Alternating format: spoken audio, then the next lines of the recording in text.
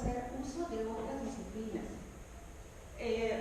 Yo les comento, yo soy economista, ¿sí? Licenciada en economía, pero hubo muchas cosas que los números no me resolvían. ¿Cómo voy a comprender la realidad con números? Necesitaba comprender más allá. Tuve que hacer algunos estudios que estén relacionados con la antropología, con la sociología, o invitar a compañeros, incluso biólogos, ¿sí? O agrónomos. Mi tesis doctoral, que fue parte de esto, hace algunos años, tuve a un asesor agrónomo, un asesor sociólogo, a un etnógrafo, ¿sí? A una antropóloga, a un historiador y yo economista. Entonces se volvió un trabajo muy bonito porque no quiere decir que te vas a volver historiador, antropólogo, sociólogo, pero ellos me complementaron lo que yo necesitaba metodológicamente para realizar mi propio estudio. Y eso lo pueden ustedes hacer desde sus disciplinas, con compañeros de otras áreas, con sus profesores. ¿Sí? A veces estar muy especializado puede limitar la profundidad del conocimiento. Entonces, este planteamiento que está aquí, metodológicamente, habla de estructura, superestructura, infraestructura, es un método desde la antropología para estudiar comunidades, sistemas socioculturales, ¿sí? Y parte de una escala de necesidades humanas, que por eso puse un triángulo, que si alguien ha escuchado, nosotros tenemos necesidades, comida, vivienda, inclusive que nos reconozcan, esparcimiento, divertirnos también, pero también tenemos que creer en algo, tenemos una necesidad de pertenencia. Entonces, lo que hace, en este caso, que el antropólogo Marvin Harris hace una propuesta basada en necesidades humanas, en cuestiones de ir satisfaciendo todas esas necesidades en 3 puntos.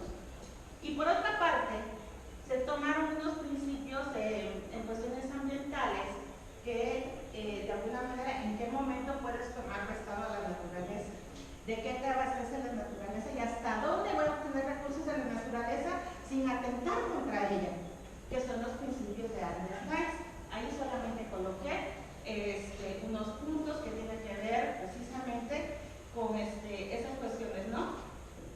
De bienestar, de poder obtener algunas cuestiones, pero no excesiva. ¿Hasta dónde tengo permiso de eso? Entonces, esto no me voy a entrar porque es teoría, pero sí les quería comentar cómo se juntan estas disciplinas en el área.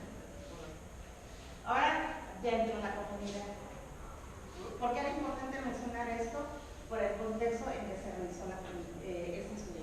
Cuando ustedes escuchen hablar del acero y hablen de comunidad lacandona, no significa que todos son lacandones.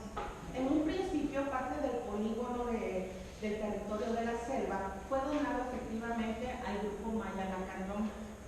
Pero ¿qué pasó? Que cuando ellos les ceden el territorio, el gobierno les da esos derechos, encontraron que ya había varios asentamientos, centros poblacionales. ¿Sí? Esos centros poblacionales eran de gente que fue expulsada de las haciendas, cuando expropian las haciendas cafetaleras y ganaderas en los Altos de Chiapas.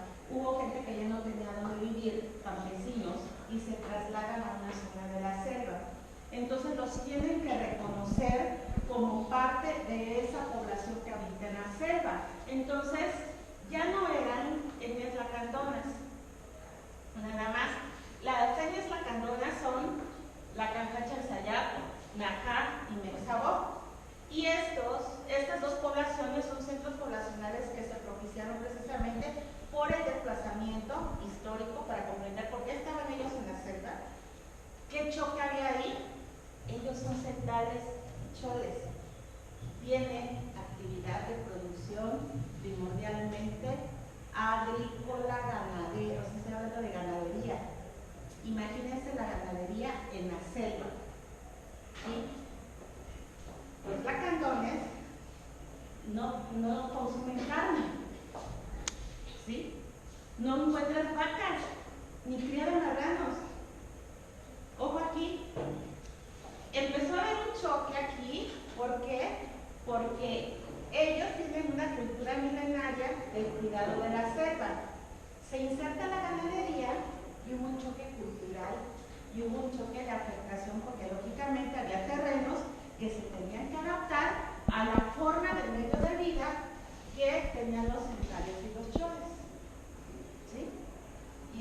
bueno, aquí hay todo un proceso histórico también. Entonces, en realidad la comunidad de la Cantona son 5 con 13 participantes.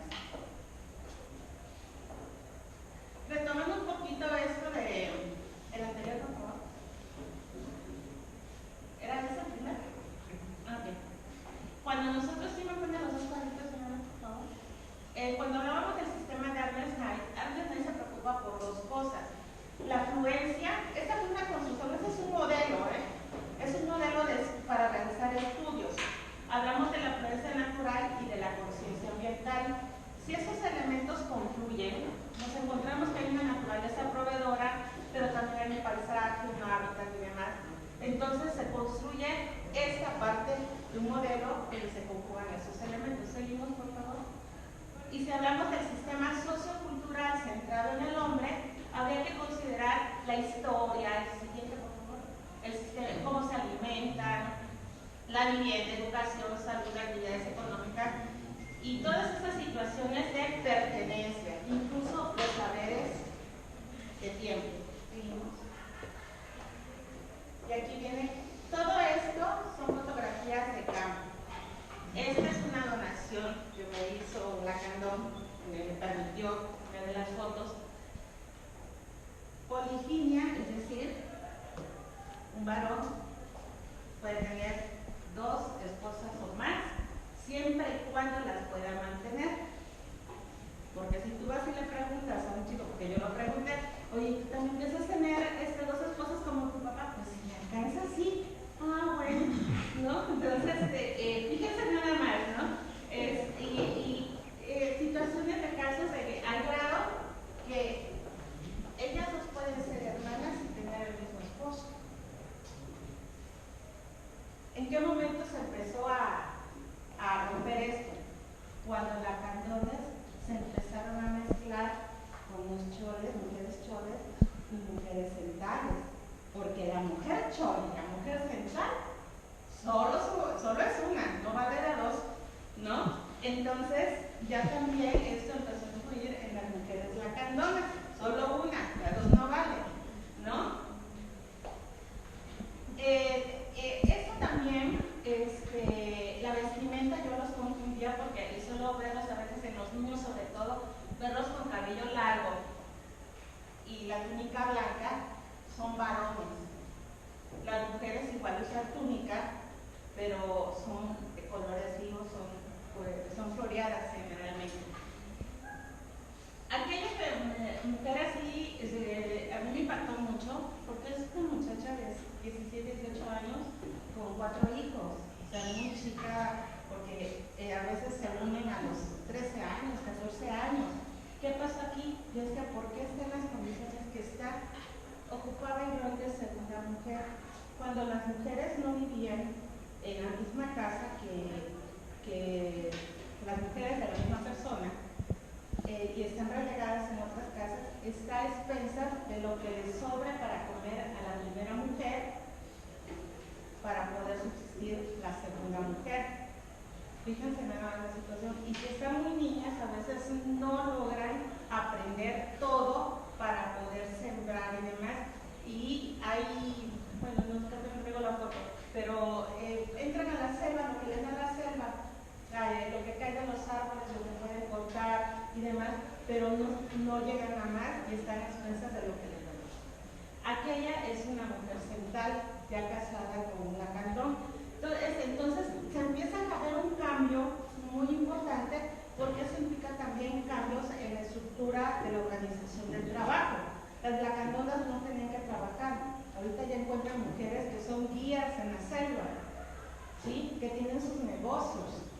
Entonces, está interesante esta parte. Digo, esto yo lo encontré, estamos hablando de este siglo, ¿sí? Bien. Medios de subsistencia. Yo digo, bueno, ¿qué está pasando? Es una comunidad que lo que si tiras una semilla, la semilla brota, ¿sí? Tienen cultivos de traspatio, crianza de aves, tanques de base terrestre, ¿sí? Esto fue parte de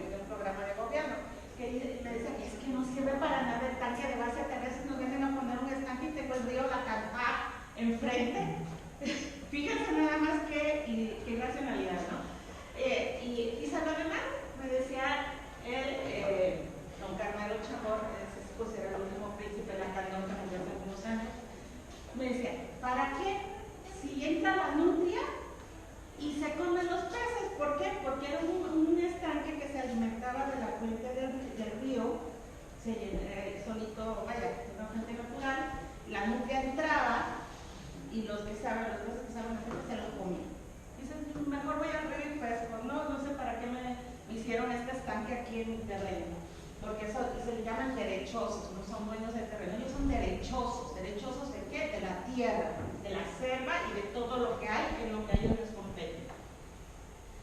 Elaboración de comida que ellos siembran, que ellos crían,